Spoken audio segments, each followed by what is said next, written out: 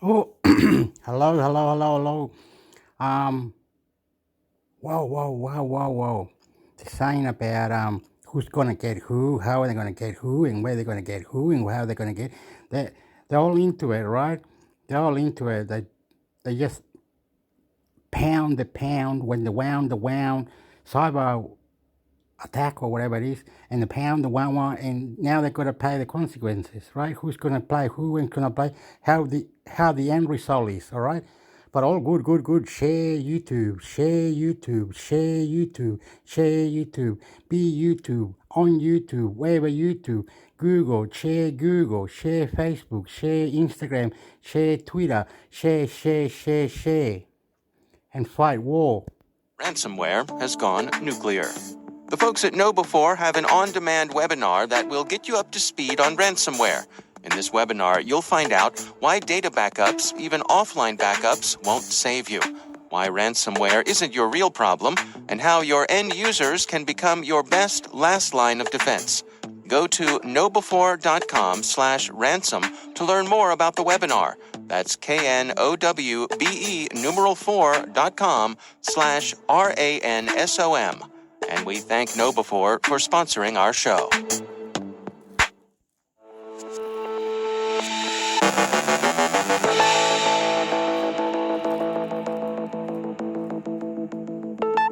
And I'm pleased to be joined once again by David Dufour. He is the Vice President of Engineering and Cybersecurity at OpenText. David, always great to have you back on the show. As we are well on our way into 2022 here, it seems as though ransomware continues unabated. And I have to say, one of the things that strikes me is the ongoing professionalization of the organizations who are up to this. I know this is something you've had your eye. Good, very good, very nice, very good. This is it. Yes. Excuse me, please. Be nice, listen and reply. Share YouTube, share Facebook, share Twitter, share Google. Share, please, share. Be nice. All going good. This is good. Nice. War. On as well. Absolutely. And, you and I have touched on this topic many times, David, where these gangs have become more and more professional. Several years back, you and I were seeing proper quality control in the actual ransomware itself because some strains of ransomware weren't decrypting properly, and those strains would die off because no one would pay the ransom. And the code itself just kept getting better and better. And now, as with a lot of times we see in the threat landscape, they've really institutionalized this, have well-defined processes, and are doing a really good job at executing. It's interesting to me, in addition to that we see different groups sort of specializing in different things that you can, if I'm someone looking to put together a ransomware offering, dare I say, I can get a little from column A, a little from column B, depending on who I want to hit and, how much I want to charge and how much help I think I need. That's exactly right. And we've seen time and again where a new solid strain of ransomware will come out. The creator of that ransomware will go out and look for folks to deploy that on devices for them. Then they'll see who's the most successful at that deployment, and then they will shut the whole thing down, tighten up the code base, modify it a little bit, go with the top tier folks at getting that stuff distributed, and then they will hit the world hard and fast. And we see that time and again. And I hate to say, it's kind of like if you imagine in the movies, the mobster movies where they are all sitting around a table talking about, I'm going to take the south side and you're going to take the north side. I mean, literally, they're not sitting around a table because it's COVID, and obviously they're staying at home and quarantining properly. But no, seriously, they're sitting around and really communicating how they're going to divide this up, who's the best at what component of this, and then they execute with the best of the best. We've seen a little bit of disruption here. Do you think we're going to see more of that this year?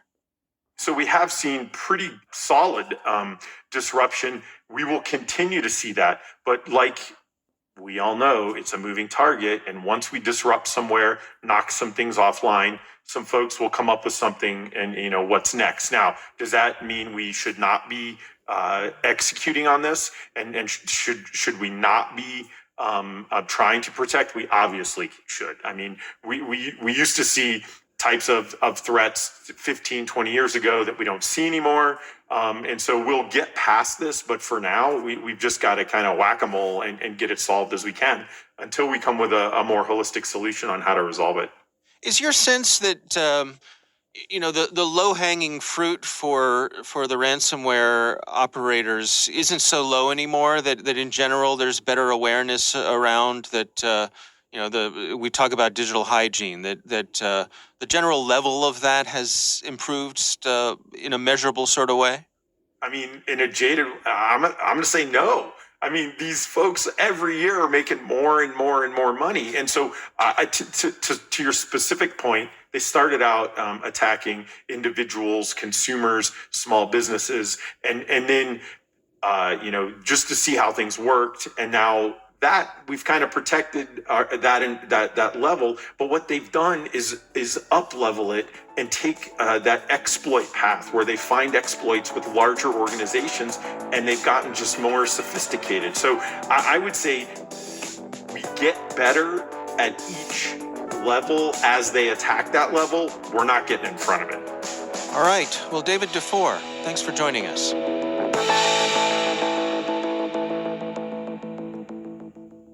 Thanks to all of our sponsors for making this CyberWire possible, especially our supporting sponsor, PlexTrack. PlexTrack, the proactive cybersecurity management platform, boosting teams' efficiency and effectiveness. Learn more at plextrack.com/thecyberwire.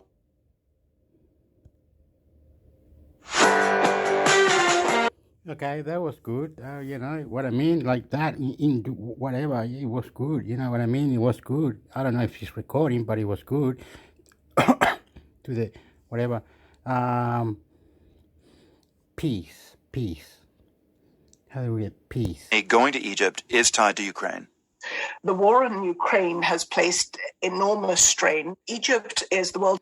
Okay, Egypt had God, powers, ovnis, UFO, sexy, good, family, money, powers, everything. Egypt, poof, Moscow, America, good. YouTube. Share, like. I'm Hesidak. No, intermix. Hector, YouTube. Subscribe. Intermix Hector. Subscribe, YouTube. Largest wheat importer. About 80% of that wheat comes from Russia and Ukraine.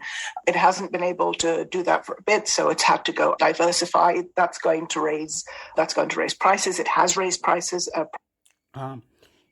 International Computer Network. Whoa, hate you. Yeah, love you, be nice, good manners. Oopala, boom, love, war, peace, extraterrestrial, everything. Oh, I'm red on the face. My God, love you. Share, like. Intermix YouTube channel. Intermix Hector YouTube channel. Subscribe. Prices and inflation have shot up in Egypt. And generally speaking, the war is bad business. And Egypt was, looking to possibly get a loan anyway, but this has been extra impetus, if you like. So can you explain briefly why wheat is so critical to Egypt's survival? As we said, Egypt is the largest wheat importer in the world. Generally speaking, bread is extremely heavily subsidized in Egypt. It has been, the price of bread hasn't changed in almost 35 years. And it's heavily subsidized because for a country that is about 30% below the poverty rate, that bread very often is the difference between you going to bed hungry and you going to bed having eaten. So it's essential for poorer people, and it is politically extremely sensitive in Egypt.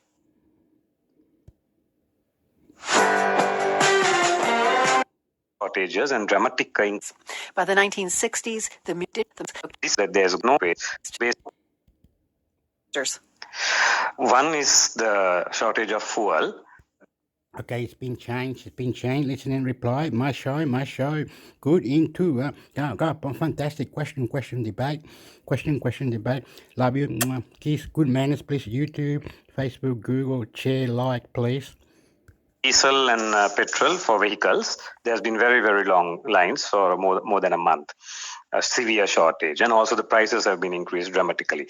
At the same time, there's also been a massive electricity shortage. We've been having power cuts up to like 13 hours a day. So that makes it impossible for life to go on. Then there's also a shortage of gas. Now, gas is something that many people, particularly in urban settings, use for cooking. And then fourthly, there's also food shortages and dramatic increase in price of food, for example, of lentils and milk food, etc. So basically, it's a very major economic crisis with a lot of shortages of absolutely essential goods and services. Absolutely. I mean, these are just essential things to daily life in Sri Lanka. What has caused these problems? What's caused the higher prices for fuel and the fact that there's these power outages? What's going on? I feel that the government in power haven't come up with adequate policies and practices that will ensure that people have adequate fuel, adequate gas, adequate food in particular. Sri Lanka is also very... Yes, it's all well documentary, different places, different areas. You might be arguing because your Democratic politicians don't like your Democratic.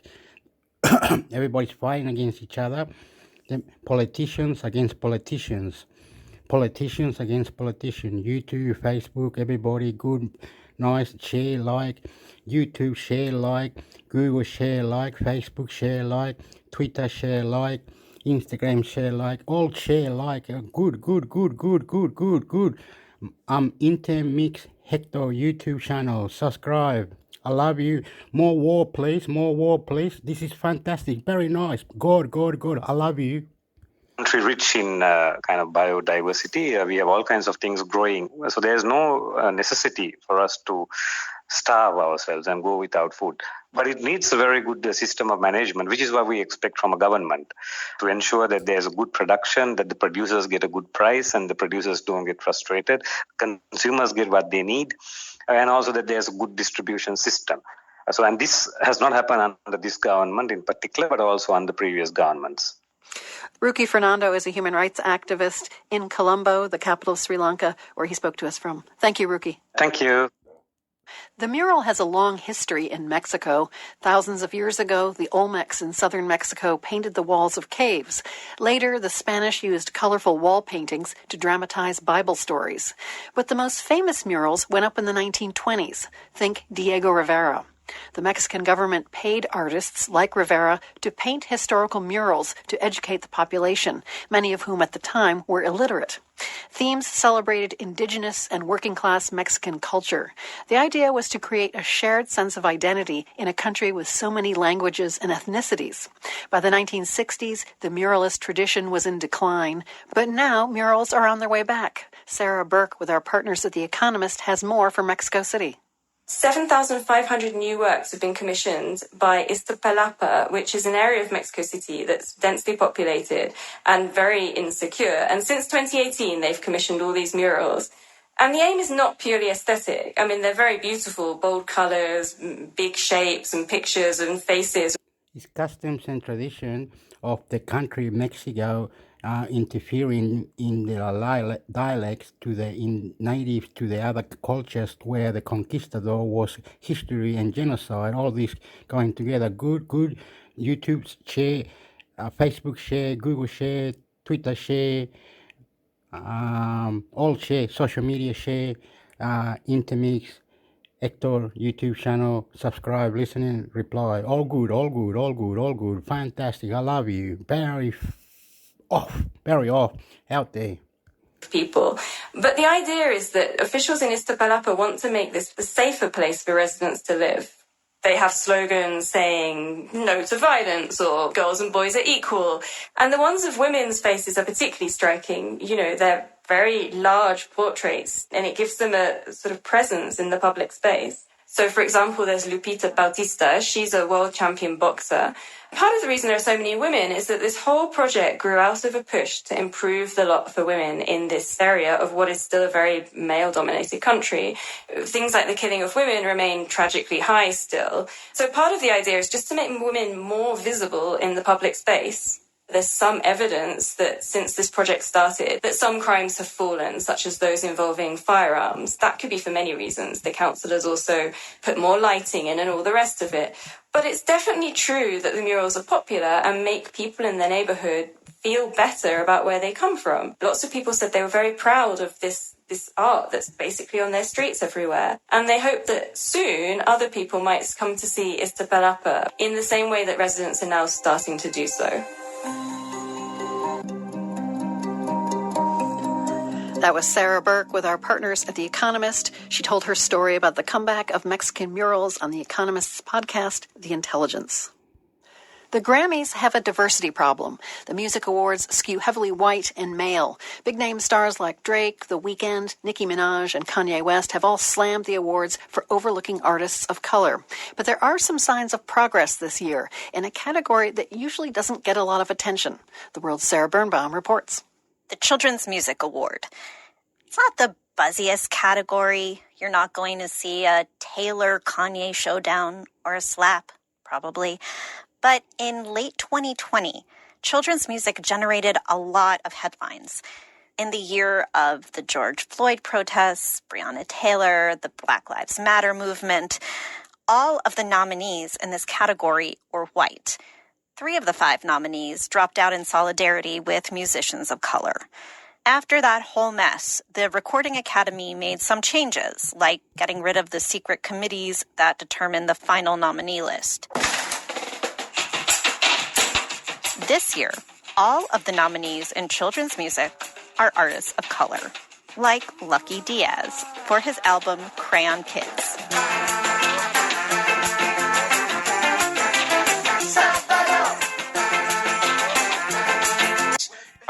But he's never been nominated for a standard Grammy. He says he's been ignored. I consider what I do to be very quintessentially American because I'm a Mexican-American, a first-generation Mexican-American. The music that I do is multilingual.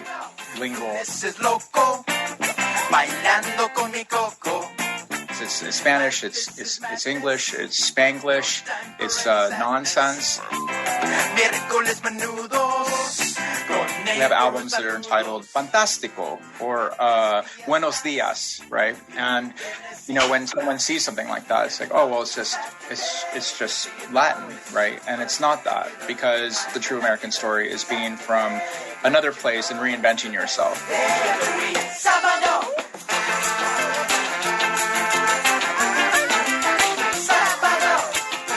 Diaz says he's thrilled to get the recognition this year and happy for the other musicians, but he has some mixed feelings, and he even feels weird talking about them. You know, and it's hard as a brown person to say anything other than, wow, this is amazing, because it is. But we've been doing this 13 years, right? And this would be our first general Grammy nomination, you know? Like, there's a problem. Usually the criticism you hear about the Grammys being racist concerns the major categories. Album of the Year, Rap Song of the Year.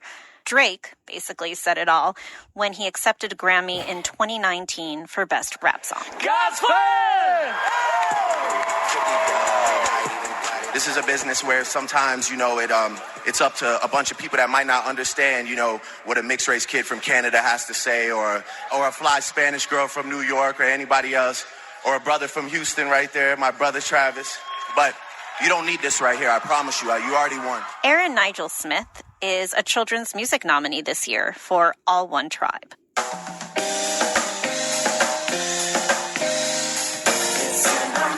Forefront of creating that world that we want to see.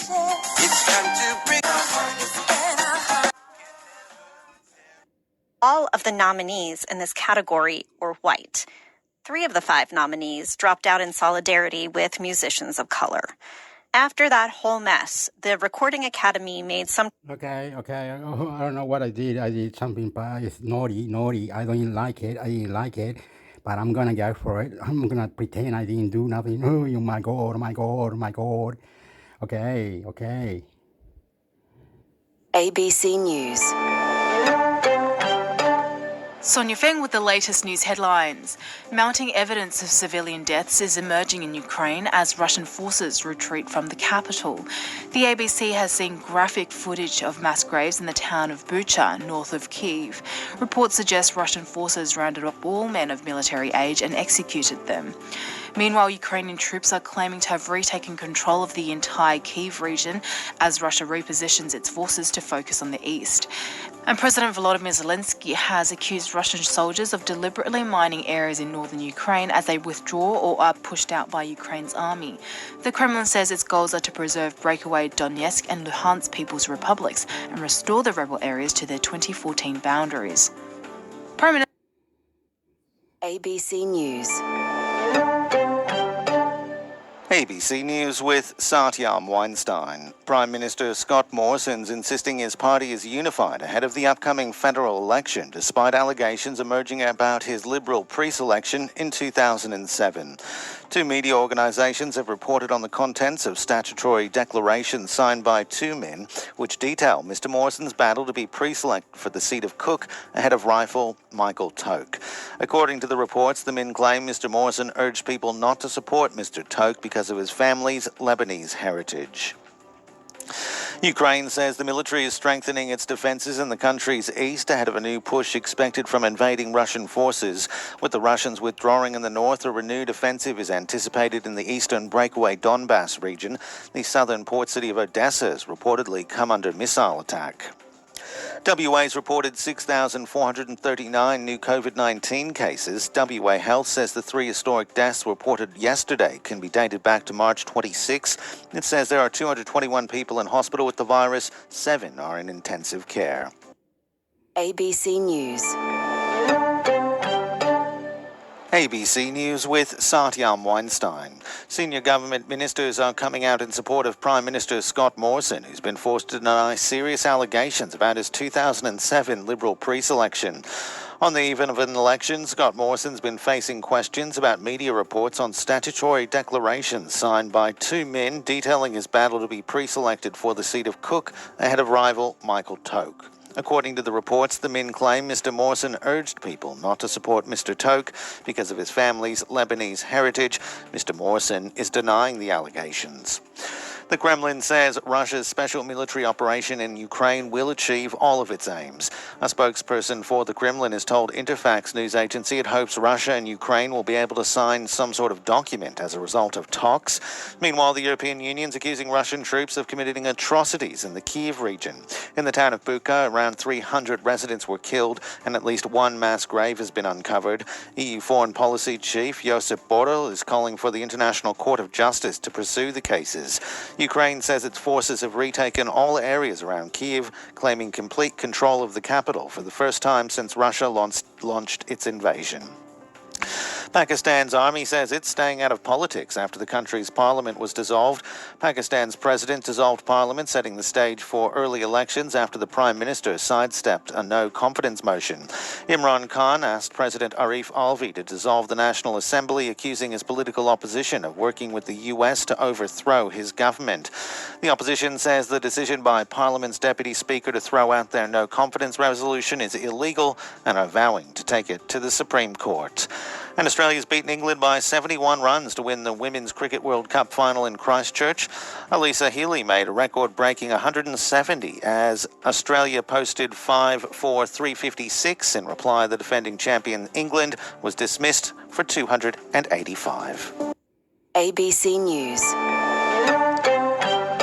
Andrew Kalupis with the latest. Prime Minister Scott Morrison is insisting his party is united ahead of the upcoming federal election, despite allegations emerging about his minister. Mr Morrison insists his party... All right. Mr Morris, the Prime Minister of Australia, I saw him one day, not long, 10 hours ago or something.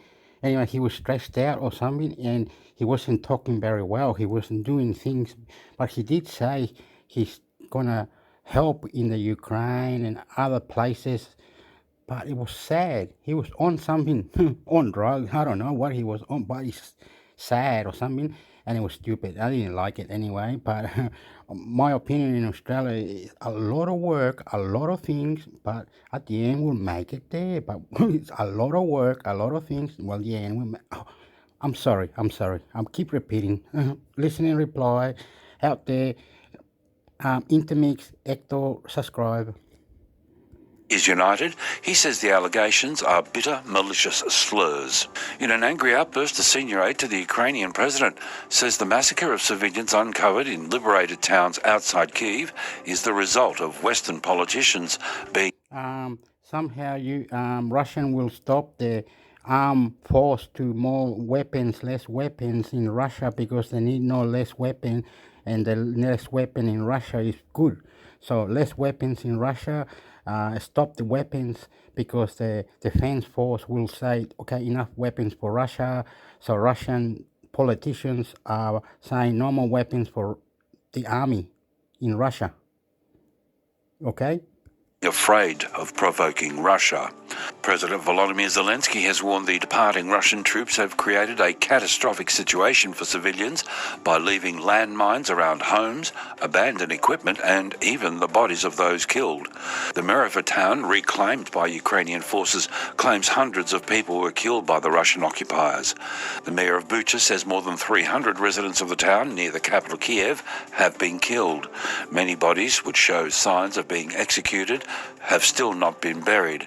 Pakistan Prime Minister Imran Khan is grasping onto power, ordering the parliament to be dissolved so he can avoid a no-confidence motion against him. Khan was set to be ousted on Sunday because members of his own coalition had promised to vote against him, but the former cricketer urged the president to dissolve parliament, which could see the country go to an early election. Khan has blamed the United States for the political instability in his country. ABC News. Okay, we whatever share, like, and all this. We don't know what we share, we like, we do, fantastic. I love you. We're very nice. This beautiful and fantastic. More the future is here. This is how it is. And don't be shy. Don't let the cat take your tongue. Listen and reply, please. Listen and reply, please. I'm intermix, Hector, YouTube. Subscribe. Thank you. I love you. The end. I love you. My fantastic. I love you. More, please. Share, like. Do more. Listen and reply. Thank you.